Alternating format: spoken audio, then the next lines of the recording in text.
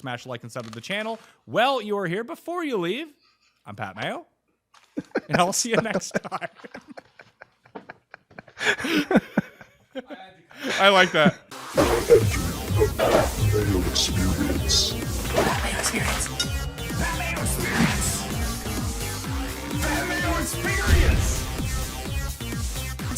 Welcome to the Pat Mayo Experience, presented by DraftKings Week 9 rankings by position. So you out there, smash the like, sub to the channel, and rate and review on Apple or Spotify if you download the audio podcast. That would be very helpful. Also, play in the DraftKings Listeners League. The league is now open. The link is in the description. Only 3,000 spots. It fills by like Friday afternoon every single week, so go reserve your spot right now. Plus, runthesims.com. You want to run your own projections? Make it easy on yourself at runthesims.com. Code MAYO to get yourself 10% off. All the rankings, list form, are down in the description as well. Jake Ciely from theathletic.com is on the line to break these all down with me. It is a tough week, especially at receiver, to figure this out because there's like 9 backup quarterbacks playing, and they're all terrible. And including the quarterback returning for the Giants. He's still terrible. It's actually going to be a downgrade, you could argue. But yes, it is a messy week, and it's a messy week. Although we might get some different scenario. Hey, guess what? You're going to have to update your rankings. What a surprise. But then we might get a different scenario of whether or not we actually have Hall for the Vikings or if it ends up being a late trade tomorrow. I don't. Do you really think they're going to make a deal? Like, who's available? Tannehill, who's hurt? Dobbs? Okay, well, I joked and I said the same thing. I said on Twitter when somebody suggested Tannehill yesterday, I said, okay, so they're tanking? Like, no, I think Jameis Winston would be a great opportunity, especially for us in fantasy. I would love to see that, but I don't know. The Saints make no sense. Well, you have a backup quarterback with Taysom Hill you use anyway, so why not just trade Jameis Winston? But I think they might just see what they have in Hall, which kind of could be pretty bad. Could be, maybe. It's going to be worse than Kirk Cousins. He will be worse than Kirk Cousins. This is true, but is Nick Mullins still on the roster? Do they still have him available? Because he's not bad. No.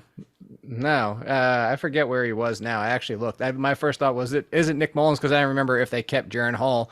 And then before that was Kellen Mond, if you remember that. But Nick Mullins, where is Nick Mullins? He's somewhere else now. Look, I'm going to live look it up, by the way. By the way, I'm not wearing this mask because I wore it on my show this morning. And it was very, like, if I would have done a full hour show, I probably would have passed out.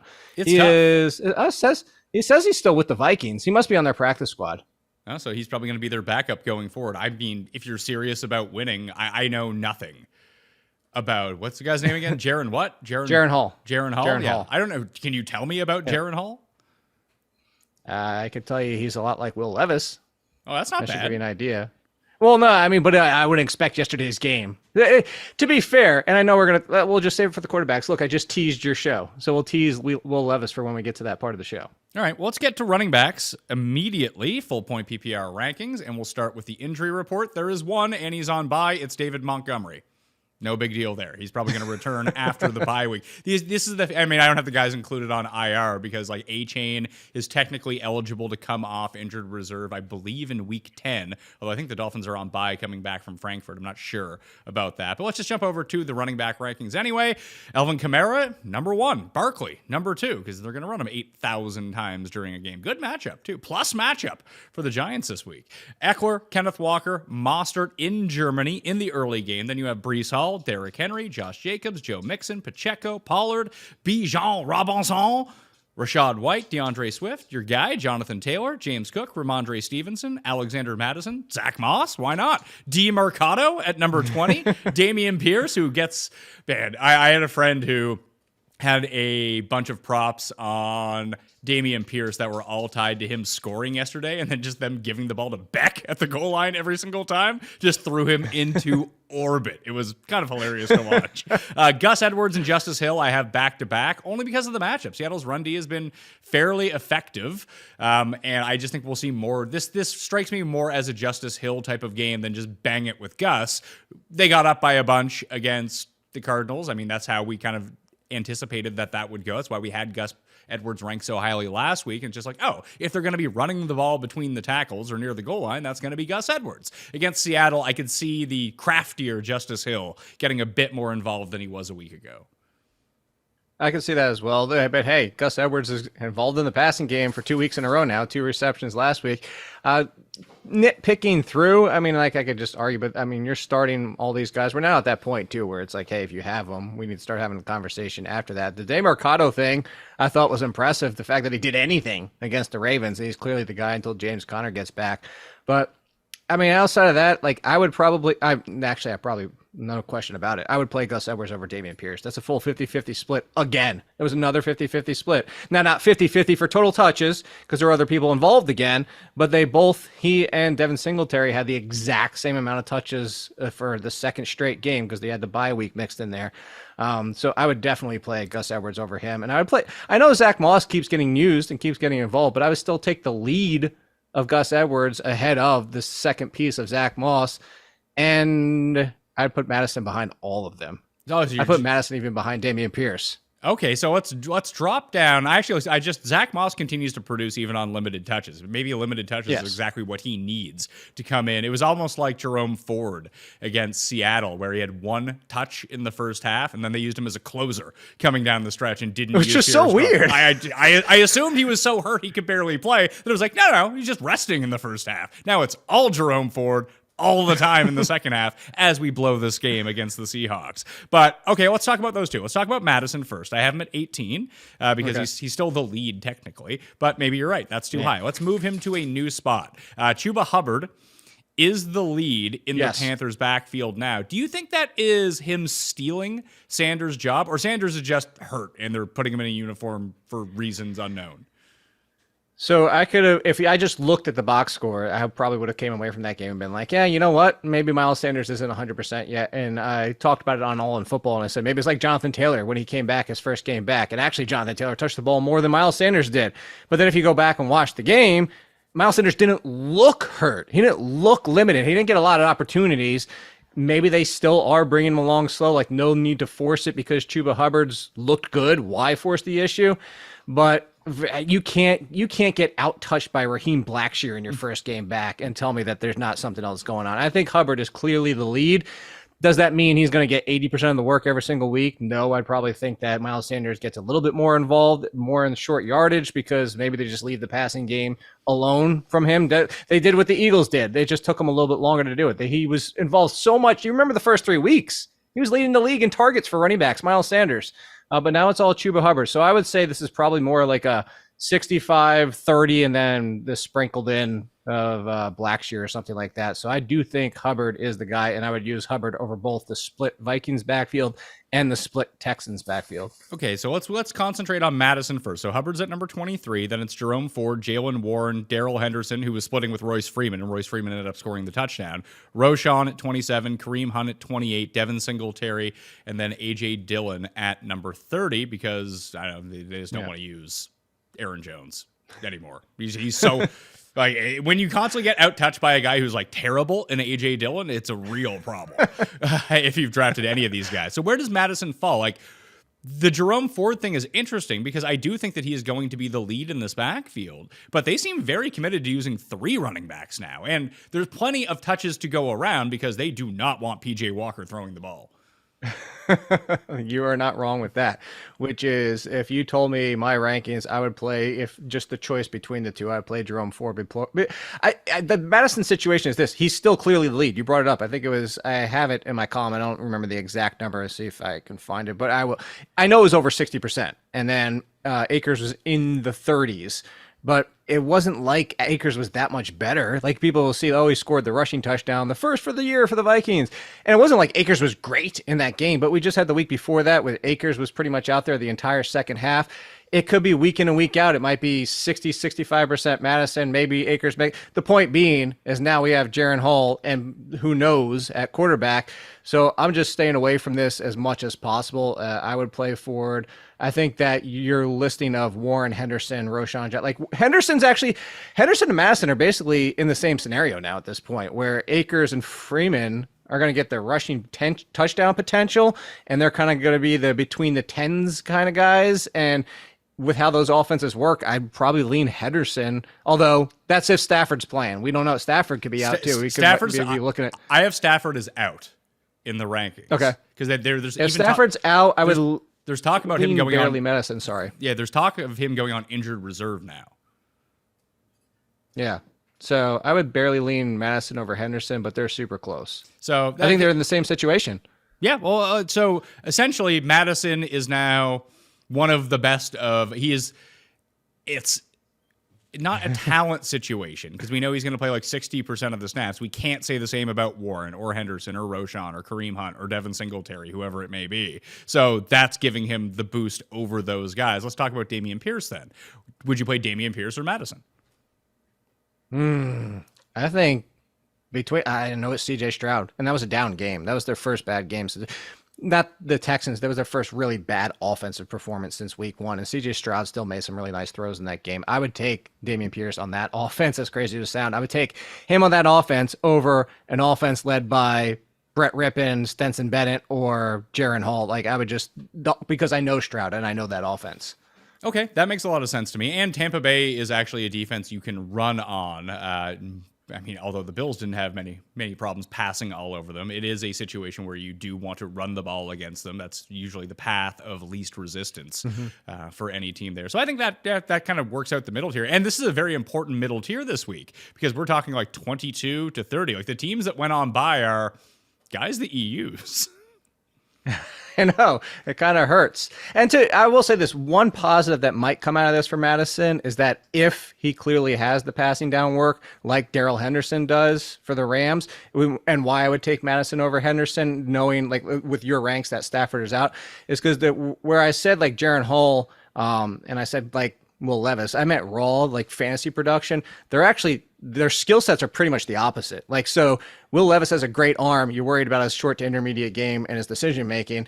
On the flip side, when you have Jaron Hall, you have great short to intermediate area, but his arm kind of stinks. He needs a lot of play action. So maybe that leads to more check downs for Madison. And that's why I would give him the slight edge over Henderson. Okay, so in this area, like Warren over Najee, Darrell Henderson over Royce Freeman, Roschon as the lead of the Bears backfield with Herbert out now that he's back, even over Donta Foreman in this matchup. I have Foreman at 33. Like, they're not hugely different, but it does seem...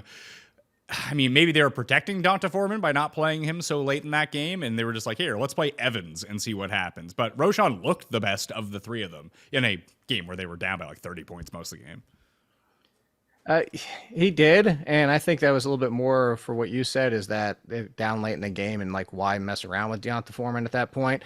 Saints on the road, like which Saints are we gonna get? You spoke this into existence, Pat. You joked the Saints 2 weeks ago, and all of a sudden you lit a fire under their offense's ass like 2 weeks in a row, especially last week. So if they're up big and they're controlling this game, which their defense can do, maybe to your point, it is more Roschon Johnson. If they can stay competitive, it wouldn't shock me because any given week with Derek Carr, that offense could just be bleh.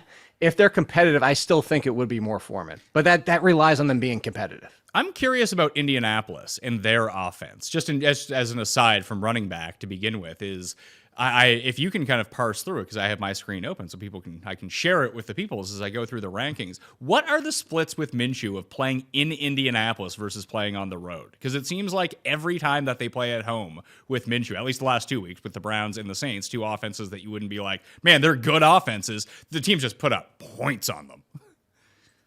So you're talking about what their defense gives up. Yeah, but it also facilitates a lot of passing down work for the Colts as well. Like, and the only other game outdoors that I remember, I can only think 3 weeks at a time, was Minshew outdoors in Jacksonville, and he was god awful. Yeah, well, that's because he thought he still played for Jacksonville in that game, as you mentioned on Twitter that day. He was still throwing to Jaguars wide receivers.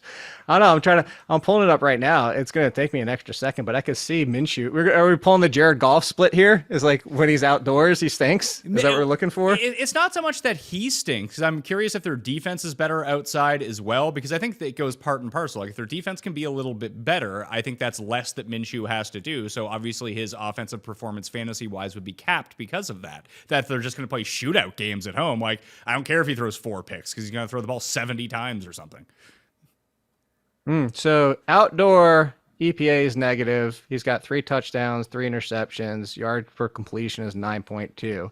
And then I'll tell you indoor, he actually has 4 touchdowns to 2 interceptions, so a slight uptick there. Yards per completions, whoa, 13.7. huge jump, and actually a positive EPA per dropback, and actually similar completion percentage, but the depth, the attempts, the air yards, the yards per reception, everything's deeper and bigger indoors. All right, so that's good news. So play Gardner Minshew at home, I guess, is the key to all this. He's the Jared Goff. Discount Jared Goff. Goff has been better outside than he has been, although Yes, it's going to he get has cold and his little carny hands might not be able to handle it. He's only got. Here's the good news. He only has one more outdoor game in Chicago. That's it for outdoors. And all the road games that he has are actually dome stadiums. Oh, road dome games. That's a cuss special. Got to take those teams. Looking at the Roschon through Gainwell type here. So we have Roschon, Kareem Hunt, Devin Singletary. And then we have, let's see here, A.J. Dillon, Brian Robinson, Donta Foreman, Aaron Jones, Najee Harris, Royce Freeman, Antonio Gibson, Zeke, Kenneth Gainwell, Latavius Murray. I just saw that the Bills signed Leonard Fournette. That's fun. Yep. Yeah, that's pointless. Look, it's just going to frustrate more for James Cook again, because what did we see last year? He's now a pass catcher. That's his involvement now. So I think that's just more of a frustration for Cook than anything. Is there anyone from down this list? Like Charbonnet, I have at number 43. He had a good game against Cleveland, but he had, 6 touches? Like, that's not awe-inspiring.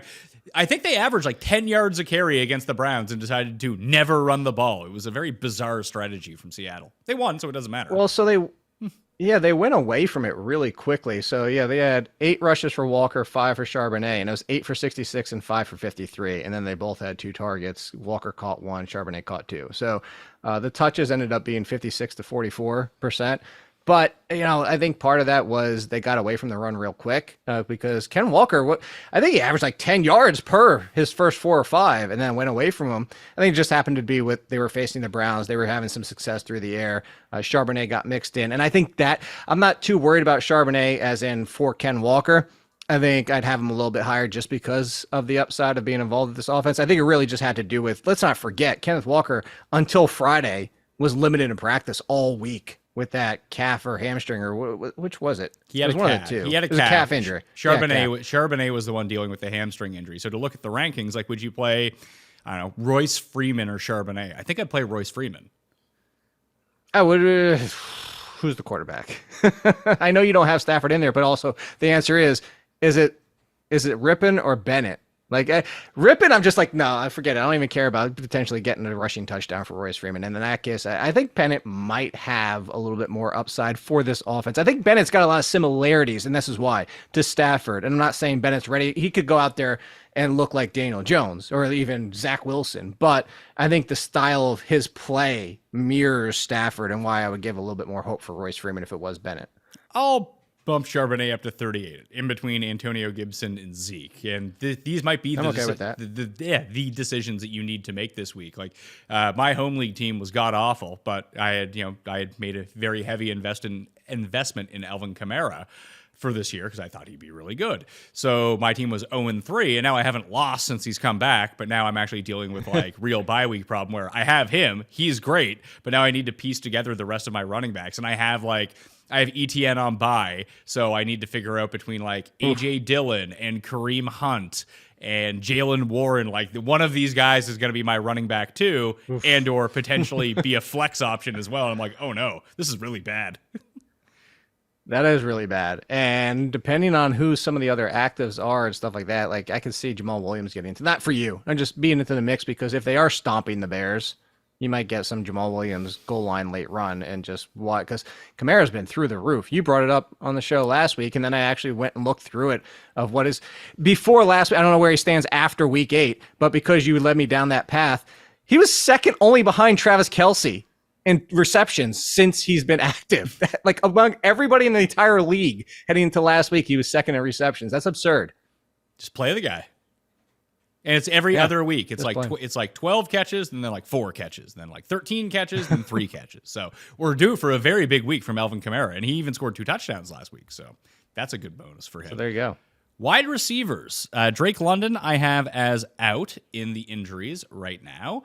Kendrick Bourne is out for the season, so he will not be playing. Devontae Parker, I doubt, ends up playing this week against Washington after sustaining a head injury. Good news for Super DeMario Douglas. Curtis Samuel, I have as in, but he exited the game with a foot injury. If he doesn't play, like Jamison Crowder's live for sure. Chenault didn't play. Zay Jones is going on by. He didn't play. I don't think we'll see Justin Ross for a while, though Justin Watson did come back for the Chiefs and just regained his role. Robert Woods, I have as out because he's expected to miss 2 to 3 weeks. He missed last week, so I'm guessing that he misses this week too. And then Debo is on by. He's expected back in week 10 for the San Francisco 49ers. Has not been a great run for Brock Purdy since Debo went out. Did not expect that to happen. No, but the funny thing is, it can be mutually exclusive. Like, it's not been a good run, but he's still not playing as bad as people on Twitter want to overreact. And I know you're not saying that, but if you watch the game, he made some mistakes, but he's been playing. He's been moving around better. He's been making some better under pressure throws, and that's part of the thing. Is Brock Purdy was always inaccurate, and the interception regression was going to come around. Like, you can't keep being that lucky. But it's instead of normalizing, it kind of skewed all the way to the other end. So I think there's a middle ground with Brock Purdy. I wouldn't be on full on panic right now, like some people are, but I think that this is just what we expect. Is like, he was just way too lucky to start this year. Just like to go back to Jordan Love. We knew that touchdown rate wasn't going to continue, and now it's skewed so far in the opposite direction, although Jordan Love just might be trash. Yeah, that's a problem. When I mentioned all the backup quarterbacks playing, I kind of lumped him into that mix too, because that might be his destiny. He just deserves to be in that group. Yeah, he's just a bad quarterback that you don't want to play at this point. So if anyone's looking for the updated injury report, I always have that in the newsletter. You can sub for free down in the description right now, or go to Substack and go to the Mayo Media newsletter. You can always find the link after the fact as well when I update the injuries every single morning. So number 1 in the wide receiver rankings, got Tyreek Hill in Germany, then A.J. Brown, Jamar Chase, Steph Diggs, Thielen, CeeDee Lamb, Devontae Adams, Keenan Allen, Jalen Waddle. I bumped Cooper Kupp down to number 10 because I'm not sitting him, even if it is Bennett or if it is Rippin, but I don't feel good about it at the same time. Neither do I. And so I do a word report in my waivers, and I initially had I do ducks 1 to 5 just because of DuckTales to have some fun. And I was gonna have 1 for Cooper Kupp, being like, you know what? He's not the Cooper Kupp we used to know. So he's more in that wide receiver 2 range, where I think you kind of put him along the names of like a Devonta Smith and a Jalen Waddle. And it's just gonna be up and down because Nakua's team target share actually went up when Cooper Kupp got back. So it's just more volatility than we ever expected. But without Stafford, I think that you can now solidify and put him in that. Like, I would say Devonta Smith, Jalen Waddle, Cooper Kupp. Like, those are the names I would put him with.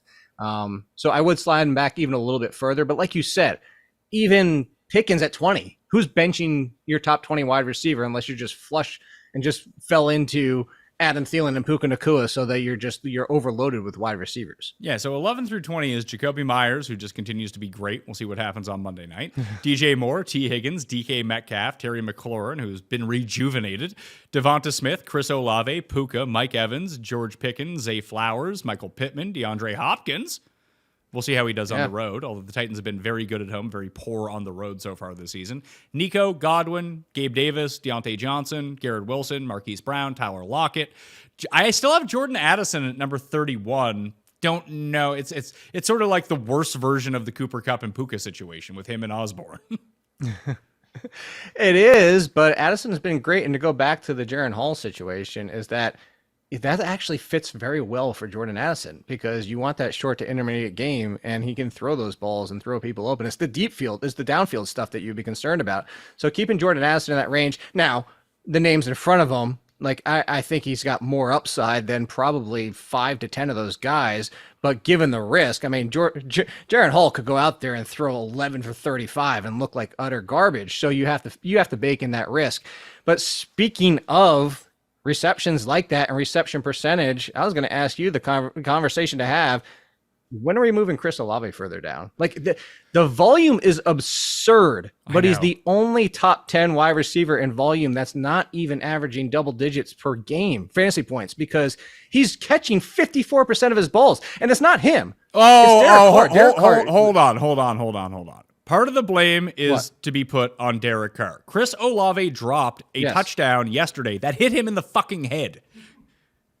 Do you know that's only his second attributed drop for the year? Yeah, well, they didn't give him a drop when he dropped the 60-yard touchdown earlier this year. I guess when it hits your hands. I thought that was the one they gave him. No, that wasn't the one they gave him, because he didn't have a quote-unquote drop until like 2 weeks ago, although I specifically watched him drop a bomb in the end zone that bounced off his hands. Okay, well, I don't know how they classify that. So then he technically should have 3. But I would say this is the Derek Carr concern people had for Devontae Adams when he came to the Raiders. And then like, oh, Derek Carr stinks with the deep ball. And he's always been middle of the pack. Well, now he kind of does stink. And he stinks at hitting Chris Olave and catchable balls. Now, again, yes, Chris Olave deserves some of the blame. And a touchdown or 2 changes his season outlook. Those are 2. But, I mean, those are 2 touchdowns he just straight up dropped. You give him those 2 touchdowns, and we're not having this conversation. I think we still are, just because you give him those 2 receptions and he's still only catching 56% of his balls. That's my point. I think he's kind of more in the line where, I mean, I know I'm nitpicking a few spots, but I would put him more in the Michael Pittman conversation than in Terry McLaurin, DK Metcalf, Devonta situation. All right, I can get behind that because I bumped Shaheed up this week too. It's funny to talk about Derek Carr deep balls. Not a problem for Shaheed. They just bomb it to him. It's fine. Well, that's because I think most of Shaheed's, if you watch, is he's turning around waiting for it. I think that's the difference. Maybe Olave should try that. Just stop and wait. It's not a bad play. So would you play Pittman or Olave? Who do the Colts have this week? The Colts are playing Carolina. At Carolina? Oh, I play Pittman. Okay. Would you play DeAndre Hopkins or Olave? Has there ever been a better time to sell DeAndre Hopkins than this week? And absolutely not. Not to say that he's going to be bad the rest of the season, but this is as good as it gets. Let's be honest. Like, I know we'll just talk about it now because this has to do with Hopkins. Yes, absolutely sell. They're facing Pittsburgh, which actually I talked about it in the column last week. Joey Porter Jr. has become one of the best corners in the NFL all of a sudden, real quickly, as his snap count has gone up too. But let's talk about Levis. Levis was good and bad. It was the exact Levis we knew when he was drafted, as great arm. Like, you see how easily he just flicks it and it goes. There was busted plays, big plays, and I'm not saying you take that away from Levis. One of those Hopkins clearly adjusted on, the other one you could argue he pass interfered on. But the concerns of Levis is that he could have had 3 or 4 more completions if he wasn't throwing at feet and behind people where they were unable to adjust in time. And he actually should have had an interception. Again, I'm not saying it was a terrible performance. It just wasn't as good as it looks on paper. And the people that are charting out that graph that Next Gen Stat shows and all that stuff with the colors and the look, it was a good performance, great debut. That being said, sell Hopkins. And if you're in a super flex league and you were holding on to Levis, even sell Levis because it's not going to be that good again. Oh, by the way, you know who else debuted with a 4-touchdown game for the Titans? Marcus Mariota. So this doesn't mean necessarily anything. I feel like Drew Bennett did as well. Not Drew Bennett. Who was the quarterback?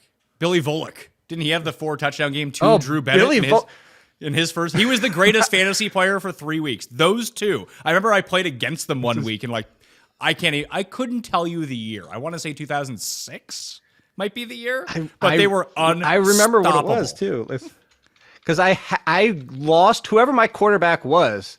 I lost that year and there was nothing left. And I picked up Billy Volek for those 2 weeks. It was actually 2 amazing. And that third week, as you mentioned, was pretty good. But I'm going to pull this up because that was the greatest little stretch run. I'm guessing, was it 2000? Let's see, started 8 games in 2004. Was it 2004? Was that the game log we need to check here? We have to check out Drew Bennett because Drew Bennett went off in unison with Billy Volek.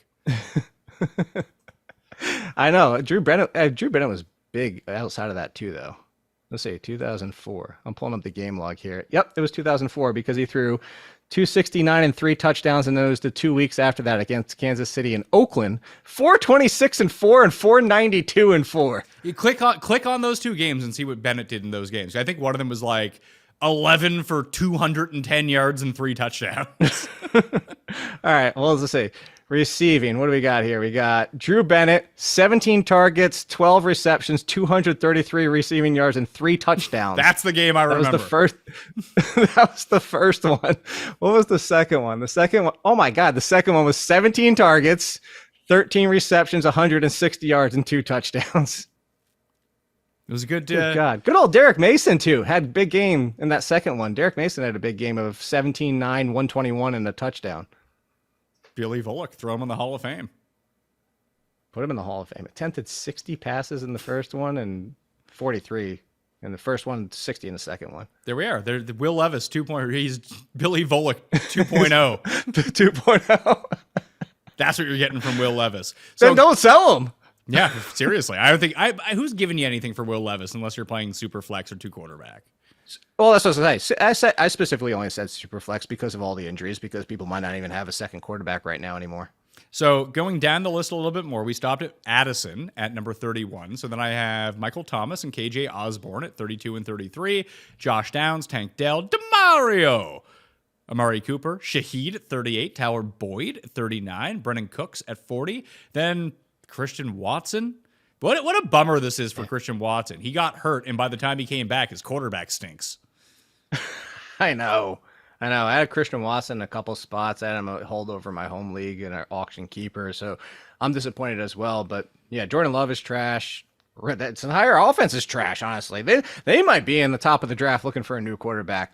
But Christian Watson, yeah, where you have him, honestly, and this has nothing to do because I championed for him this year, and this has nothing to do with it. But if Curtis Samuel is out, I'd play Jahan Dotson over Christian Watson. All right, just because as you can see, I have the injury. I have Samuel in right now. Hence why Dotson's still at number 43. Yeah.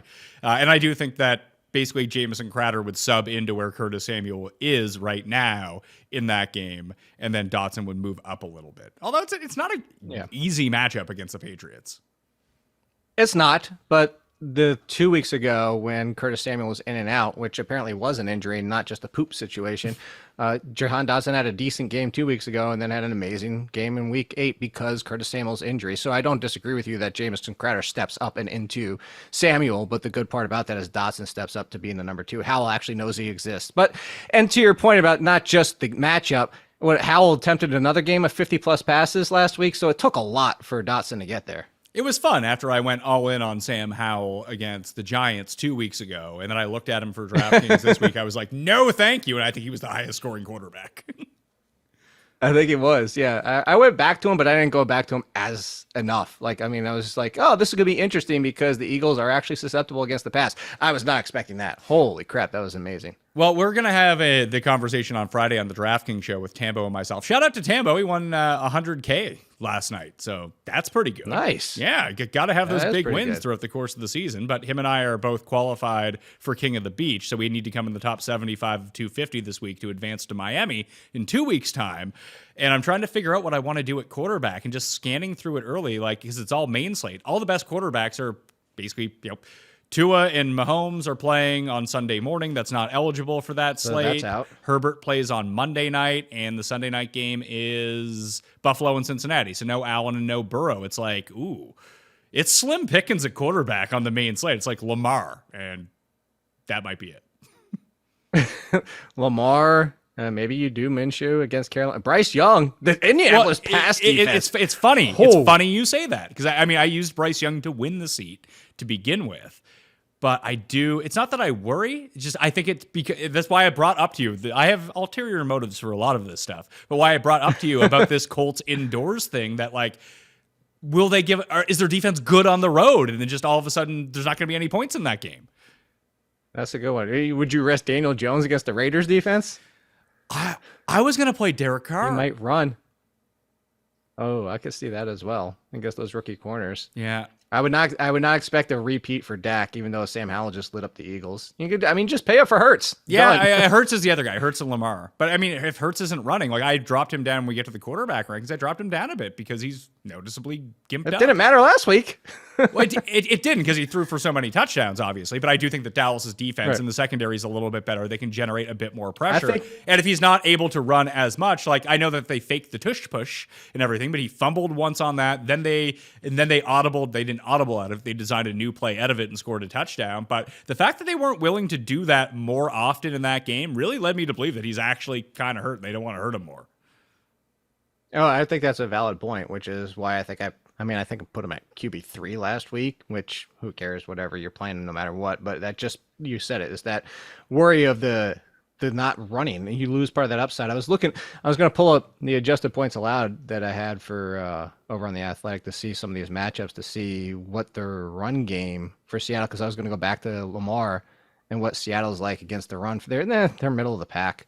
I was just wondering, Lamar coming off a game that people thought he would do even better and potentially run for even more. It's always fun to get those, the disappointments from the previous week. It is. Oh, yeah, it's a nice flop-like play. And realistically, Lamar played a good game, but Gus Edwards scored all the touchdowns. Right. So what are you going to do? If you told me that the Ravens scored 31 points, be like, yeah, I want to have played Lamar. Turns out that wasn't the case. No, that was not the case. So I guess my other question is, should we just play Romeo Doubs over Christian Watson? Because it seems like Green Bay has one play inside the 10 and it's throw to Romeo Doubs. I mean, at this point, the biggest part about Christian Watson was hoping for the touchdown upside, but you're also getting that Dobbs has some more consistency, a little bit more, but then gets the usage inside the red zone as well that Watson seems to only get outside the 20. I wonder what it was while we're talking about it. I'm going to pull it up to see if either of them got outside of Dobbs, if anybody else got an end zone target last week. I'll do that while we're talking about it. Jaden Reed usually gets a few. They're just usually completely uncatchable. So keep that in mind when you're looking at the numbers. The other guys that I have in this range in the 40s, so I have Josh Palmer. We'll see if his knee's okay. I think that it is, but keep up to date on that. I'll update the rankings as we get throughout the week. Romeo Doubs, Tutu Atwell. I have Curtis Samuel at 47. At the moment, I would swap Jamison Crowder into that spot should Curtis Samuel miss the game. Michael Wilson, it's a Mingo at number 49. Khalil Shakir at number 50. Van Jefferson I have at number 51 as he seemed to be the one who replaced Drake London. I do not have Drake London in. I also have Ritter starting and not Heineke because I think they'll go back to Ritter this week. So there's your receiver one for Atlanta, number 51 in the rankings. That's about where it should be with no Drake London. You want to hear this? This is super interesting. Watson and Dobbs both had 2 red zone targets each. Christian Watson actually had 4 end zone targets in that game. I don't know where the other... Yeah, I know. I don't remember seeing that many, but apparently he had 4. So is this a case of like Christian Watson's running 9 routes from 50 yards out to the end zone and Jordan Love's just like throwing it out of the back of the end zone? Is this what we're doing now? I mean, that's very possible. I wonder if you can watch these play. I'm going to pull this up later to see if you can click on what. Oh, here we go. I got you. So down in distance, quarter 3. Oh, that was actually on the goal line. That was incomplete, short middle to Christian Watson. But then from the 16, the 10, and the 5. So he's getting his usage. Oh, no. The 21 and sorry, that's the distance of the pass. It was from the Minnesota 21 and the 34. So yes, 1 short one and then 2, 1 middle and then 2 deep. Okay. Oh, so I'll keep him out. I'll keep him above Romeo Doubs for the moment. They're both like not great plays. No, 1 slant, 2 go routes, and a corner route. You called it. There we are. What else do we have? Is there anyone from down on this list that like you would consider? Do we play Bobo every week now? Because that guy just scores touchdowns. You're gonna hope for the rushing touchdown or just random gadget play? No, I mean just if you're gonna get into this range, that's where you'd be. I would say Hyatt, where you have him, is worth the gamble now that Daniel Jones is back, and they actually throw him more than 8 yards in a game. Whew, that was bad. Imagine if you had made a same game parlay and took every single Giants receiver and just played unders on them all. You would have won millions. You would have smashed the score, and you could have dialed them down too. Yeah. You could have pushed them further. It's true. Just under receptions, under yardage, under receptions, under yardage. Basically, under everything. Everyone went under in that game except for Barkley rushing yards. That was the only thing. I think Wan'Dale Robinson's a little bit more playable with Daniel Jones back. That'd be, I mean, if we're digging down and you're looking at me to go down this range, you already mentioned Mario Douglas, but Juju Smith-Schuster, even that touchdown, he still was barely out there, even with the injuries. Yeah, Jalen Reagor played the second most snaps or ran the second most routes behind Demario Douglas for the Patriots, which is not good for an offense. No, it's nuts. And then the Jets, because Alan Lazard got a lot of targets in that game. I mean, if he was not credited with 3 drops, he should have been. I'm curious on that one. Well, you have to remember, like the Chris Olave apologies. Yeah, well, I think this because I mean it depends on where you're looking, what they officially count as a drop, because it's subjective to whoever's actually tracking the game. And I think all these nerds in their mom's basement tracking these games don't want to like piss off NFL receivers. I actually think that's a thing. You do? You actually look at, hey, I do. We know some of these nerds. G-Main Jay is one of the ones. He does it for FTN now. I'll ask Jay how many drops he credited him with. It should be 3 at least, because I watched 3 of them. Because Cuss was talking about how good Alan Lazard was. He's kept dropping them all. It's great. Cuss. Oh, let's see. No, I was going to pull it up. I thought that was something else. I was going to see how many Zach Wilson, because a lot of times they attribute it. They say like receiver drops for the quarterback. So I was going to pull that up in that game to see. So do you know who predominantly plays the left side of the offense at receiver for the Chiefs? No, are you going to tell me? No, I don't know. I'm actually asking. Oh, that'd be something I would have to pull up. Yeah, can you do that? Because I want to bet under on whoever that is. Like, Mac Jones didn't even look. He looked at Ramsey's way once and it was picked, and that was like, nope, never again. Yeah, if you give me a few minutes while we're talking about other stuff, I could pull it up. Yeah, well, let's switch to the tight end rankings, and we can go into that. I'll start with the injuries, run through those at tight end at the moment. Once again, down in the description, you can find the link to the injury report. Gets updated every morning, or you just sub to the Mayo Media newsletter. It gets sent right to you on Sunday nights after the game, so you have an idea of what's going on. Darren Waller exited the game. I can't remember if I have him in the rankings or not. I do have him in the rankings, I think. We'll see when we get to the rankings. Brevin Jordan didn't play. Kylan Granson just keeps not playing with this concussion for the Colts. Maybe he'll be back this week. Maybe not. Gerald Everett did not play in Sunday Night Football. And then Dulcich is now back on IR. Ertz, Freiermuth, and Dawson Knox all on injured reserve as well.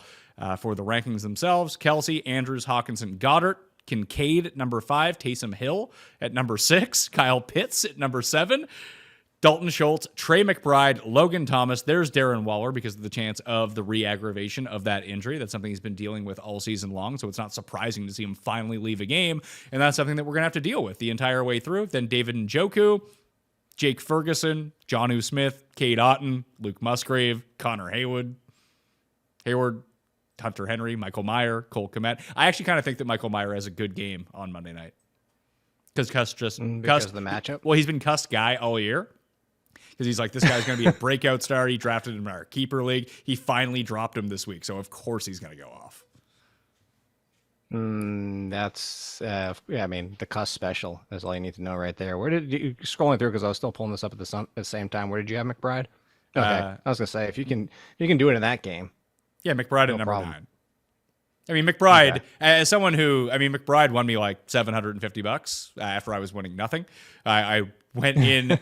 I went into the studio to get ready for the Sunday night show, and the Cardinals had the ball. And I think he had like 6 fantasy points. He was like 4 for 20 or something. And I came like 10 minutes later, he had like 25 fantasy points. Like, oh, this is great. They pushed him into the end zone. He dominated against prevent defense. I don't know if he's just going to get like people not covering him for 10 straight minutes in every game. And that's a valid concern, honestly, but I mean, I think that's at least a one good showing that. Yeah, I mean, even if so, what other options do they have? They don't. Sorry. Yeah. I have him at number 9. I think I'm happy with him there. I have him on a bunch of teams now. He's just my starting tight end. So we're pulling up the Chiefs, right? Yeah, the Chiefs on the left-hand side. I'm getting there. Like if someone predominantly plays on the left-hand side of that offense, it's probably Valdez-Scantling, who doesn't do anything anyway. But I just thought it was pretty noticeable. I think it was like 5 or 7 it was the next-gen stat. It was like 5 or 7 pass attempts to the left-hand side for Mac Jones for like 10 yards and a pick, and then throwing to the middle or the right side of the field. He was actually quite good. It was like 222 and 2 touchdowns, like no problems on the right-hand side of the field. I guess it'd be the left-hand side of the field for the Dolphins, but the right-hand side of the field for Mac Jones going down that way. So the Chiefs move around a lot. So it's actually 33% MVS, 33% Sky Moore, 30% for Tony, 25 Watson, 20 Rice. But see, that's at least a good thing, as you know, Rice. Well, Rice works a lot of that slot anyway, so at least Rice will evolve it. So just no MVS potential big game is what you're saying. Yeah, and listen, he never has big games anyway, so that's not super shocking. Hey, he had week 7. Great. Good one for big him. one. What a hero. MVS. But it was more of a question about Rice, too, of where I should rank him, that maybe I should boost him up a little bit in the wide receiver rankings because we might just have a dead zone on that side of the field. Yeah, well, I could at least answer that part as well as the fact that he does play primarily. He's the only receiver that's over for 50% in the slot for the entire team, Tony included. Yeah, they need something. They need something, but he still only ran, 30-something routes, and that was actually the high of wide receivers in that game. They just keep mixing routes and mixing players. It's just the Chiefs. This is why the Chiefs frustrate this year. Any tight ends that you want to make a particular case for? Is 6 too high for Taysom Hill? Is it? And I'm saying no. I mean, I have him ranked at 6. I'm just asking you that. I don't think it is. No, because I was just gonna say, even with Juwan Johnson back, it didn't even matter at this point. Like you just have to play him. Eagles, we already talked about that game, right? Who do the Eagles have? They have Dallas. So Jake Ferguson. Jake Ferguson, just because I like to attack tight ends against the Eagles. Yeah, I have Ferguson at number 13. He's in that Njoku, Waller, Johnny range. Yeah. I'd play him over Njoku. Okay. Deal. Would you play him over Waller? Revenge game, if he's healthy. You got to play that. All right. So, yeah, number 12. He's the lowest of low-end tight end ones for Jake Ferguson. I don't know. I think you could make a case for him. Daniel Jones did not use Darren Waller. Tyrod Taylor was the one that broke Darren Waller out of the rut. Sure, but it's not like Jake Ferguson does a ton week to week. Like he's live to go 0 points too. I'd say maybe 20% of the time. Like he's Evan Ingram, and then you might get a touchdown. Listen, Evan Ingram doesn't score touchdowns, but Evan Ingram is like a lock for his 10 targets a week. It feels like they might only go for 40 yards. Sure. But like even But that play was unguarded. Pittsburgh had no answer for the 6-yard Evan Ingram crossing route on Sunday. Okay, that is and I also didn't realize that Ferguson only had one catch against the Chargers. I thought he had more than that. No, like it just because they have those three. You win this round. They have like Hendercott or whatever the hell that guy's name is, and like some other Hendershot. Yeah, and some other random tight end that you just think it's all Shoemaker. In my head, I always think it is Jake Ferguson. And then you look, it's like It's all the same guy. Yeah, those are 3 separate guys. It's just mildly athletic white tight end. I mean, if you're in the NFL, you have to be somewhat athletic. 3 tight I ends. meant by comparison. Sure, I'll give you that. Yeah. Quarterbacks. Yeah. This is tough this week, man. So the injury report is as follows at quarterback. Cousins is out for the season with a torn Achilles. Poor guy. I like Kirk Cousins. Kenny Pickett exited the game with a ribs injury. They play on Thursday Night Football, so he's probably not going to be back. Tyrod Taylor is still in the hospital. I would be terrified of any doctor if I was Tyrod Taylor because they might try to stick him in the lung with a giant needle again. Maybe that's why. Yeah, he doesn't want a doctor to come see him. But Daniel Jones is expected to start in that game now as they've moved up his schedule. Matt Stafford exited the game. I have him out and Brett Rippon starting in the rankings right now. Stafford could still start. However, he still could be placed on injured reserve as well. Kyler Murray is not expected to play in Week 9. Dobbs was announced as the starter for Week 9, so we have to wait on that. Desmond Ridder, me Timbers, exited the game with a head injury. He cleared concussion protocol, and they were like, nah, why don't you stay on the bench, Desmond? I think that he's going to be back for this week. I don't think Watson's going to play again this year, so I don't think he's going to play again this week. We'll see about that. Again, the rankings will always adjust once the information is known. I have no Tannehill. I have Daniel Jones in, and I have Justin Fields in as well because he might come back this week. Oh. And so are you ready for the rankings? Because I'm curious where you have Justin Fields. I have Justin Fields at number 12. Spoiler. Josh Allen, Lamar Jackson, Joe Burrow, Patrick Mahomes, Jalen Hurts, Tua are the top 6. Derek Carr at number 7 in a great matchup. Dak Prescott, Justin Herbert, CJ Stroud, Daniel Jones, Justin Fields, Jimmy G, Geno, Baker Mayfield, Bryce Young, Gardner Minshew, Sam Howell, Will Levis, and Desmond Ridder, me Timbers. And then here are the bottom 8 in the rankings. Rippon, Love, Trubisky, Mac Jones, Josh Dobbs, PJ Walker, Zach Wilson, and Jaron Hall. That's a sad scene. That's a sad scene. I was initially going to say, man, I think Josh Dobbs would be closer to the top of that, but he is facing Cleveland. So he did okay against Baltimore. Like he's the most known of all those names. Honestly, I don't know why teams wouldn't trade for him right now if they needed a quarterback. Like he's not good, but he's not PJ Walker either. No, he's better. Yeah, I agree. I think he deserves a better shot in that. And then what do we got schedule wise? I'm trying to check some of these matchups before I make a case for any of them. Zach Wilson against the Chargers. I can see Zach Wilson over PJ Walker. I don't know if Zach Wilson's going to have a moment to throw that ball against the Chargers. Maybe he actually looked competent in that game. Competent. When he never looks competent? We're digging. Fourth down, when he gets sacked every time.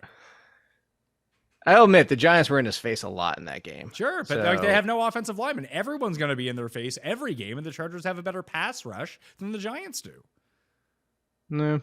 I would play Sam Howell over a few. I know you don't like the New England matchup in New England, but for trust, really? Sam Howell versus Daniel Jones, and you're going to play Daniel Jones? I know they're rushing, but it's the rushing. He didn't even look good before he didn't even look good before he got hurt. Yeah, that's okay. Just let him run a bunch. You know, how about this? Daniel Jones played, what, 5 games before he got hurt, right? 5? Mhm. In one single game, Levis has double the amount of touchdowns that Daniel Jones has throwing this year. Daniel Jones had 2 passing touchdowns when he got hurt. I can see that. I just remember his fantasy game against Arizona. Very good. It was the only game he did anything. I'm playing Sam Howell over Daniel Jones. Okay, I'll bump down Daniel Jones then. Would you play? I mean, Sam Howell's playing. I know you said New England. You know Sam Howell or Geno against Baltimore. Sam Howell. Okay, Jimmy G against the Giants or Sam Howell.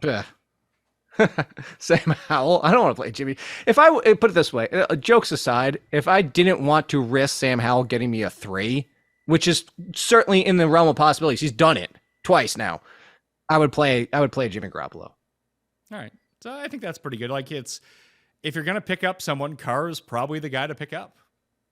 It's a good matchup. He is. As bad as he's been with Chris Olave, he's actually been fine. He's been who he is as a fantasy quarterback. Yeah, at home against Chicago, it's about as good as it gets for a matchup.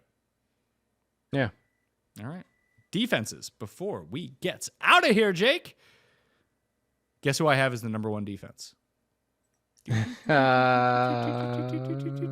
on, I'm looking. No, stop scrolling. Stop scrolling. I'm looking. Not the. I was gonna say the Patriots or the Browns. It's the Browns. Is it? Yeah. Well, yeah. Ooh, you have the Patriots lower than I thought you would. Yeah, I do. After just talking them up. But I don't find that they're a good fantasy defense is the problem. Like, they're just going to slog up this game, and that's not generally very good for fantasy purposes. Like, they're a top 10 option. You're not wrong there. I have them at number 9, but I see someone like the Rams this week, even with a crappy starting quarterback, when you take a look at their matchup, like, they were in the backfield against Dak. Like, they were hard to block. And now, all of a sudden, you put the Rams up against... Who the hell are the Rams playing? I had it written down earlier. Against Jordan Love? Like, please. The Packers can't block, and Jordan Love sucks. Where's your boys, Atlanta? I have Atlanta at number 17. Okay. Would that change depending on the quarterback, or are you just factoring it as Jaron Hall? I factored in that as Jaron Hall. But again, okay. It depends on what kind of quarterback that you see. Like, if we see Jaron Hall, that's what I'm saying. Do we expect to He's see more safe. running? Yeah, is he safe? Is he not going to take any chances? Because if that's the case, then they're not going to generate fantasy points. The ones that I do The thing is, if they force him to play the Kirk Cousins offense and take chances, that actually could be a good thing for Atlanta because, as I said, his arm is not great downfield. Like, you're talking, this is a Derek Carr situation. He might be throwing picks downfield because it's not even to the receivers. So, but if they just say, just go out there, don't overdo it, and just play your game and keep everything short to Addison and TJ Hawkinson, then Atlanta becomes kind of a wasted defense because it just might be safe day. All right, so Safety day. I go Cleveland, New Orleans, Jets, and Chargers on Monday night playing each other. That's going to be a laugh riot for fantasy defenses. Ravens, Steelers, Seahawks, Rams, Patriots, Titans. So 2 Thursday night teams, 2 Monday night teams on that list. Then I have the Colts, the Eagles, and Cowboys playing each other. The Bengals against the Bills, the Raiders, and the Giants. Again, that just seems like a game where everyone's going to run the ball. It does. Would you? Here's funny. Serious question. Would you move the Titans up or down if Kenny Pickett actually plays? I tried to think about that. So this is a Trubisky ranking. Trubisky made. I mean, the Jags. Do you have the amount of picks the Jags dropped in the first half against Pickett? I don't know if that's a lot. stat anywhere. It was a lot. I wonder if they I don't know if anybody has that stat. But there was a few that, like, you'd watch Trubisky run around and you could only see him and not what you could see down the field. And he's just kind of like running in a circle. And then he'd stop and throw like a little like lob cross body back to the middle of the field. Like, oh my God, that's just going to go back the other way. But it would just like fall incomplete because the Jags dropped it or something. Like, I don't think it really matters if it's Pickett or Trubisky. They're going to give the defense ample opportunity to score some fantasy points. I think it's a little bit higher with Trubisky, but yeah, you're not wrong. All right, that'll do it on the Pat Mayo Experience. Once again, runthesims.com code Mayo. And the Listeners League is available down in the description right now. Jake, your waiver column comes out midnight on Monday, and then your rankings drop midnight on Tuesday? Very correct. And this week's random top 10 fun rankings are the top 10 best Disney movie theme songs. I'll get my kids to read that. Hey, those reader for me. It happened because we went to see Aladdin the Musical on Saturday night. The wife and I, that I can actually say that. I believe it's pronounced Aladdin, but I may be wrong. I think you're wrong. Anything else to pimp? All in football? No. That's it. That's it. All in football, Mondays and Wednesdays. I wore that mask today. So there you go. You can watch me try to breathe through that thing and pass out by the end of the show. You put it on right now. This mask thing? Yeah. It's got a... Here, I'll do it at the end of the show just for you. It's actually kind of fun to look at. There you go. This is how I did the entire show. I think it's an improvement. Thank you. I was waiting for that. I was feeling you were setting something up. I've become predictable. That means it's time to end the show. Well, you can follow It's Jake. time to end the show. Yeah, you can follow Jake on Twitter at AllInKid, as always, and you can follow me at ThePME. The rankings are down in the description, as is the injury report, and you can find all of that on DK Network. Smash like and sub to the channel. Well, you are here. Before you leave, I'm Pat Mayo, and I'll see you next time. Mayo experience! Experience!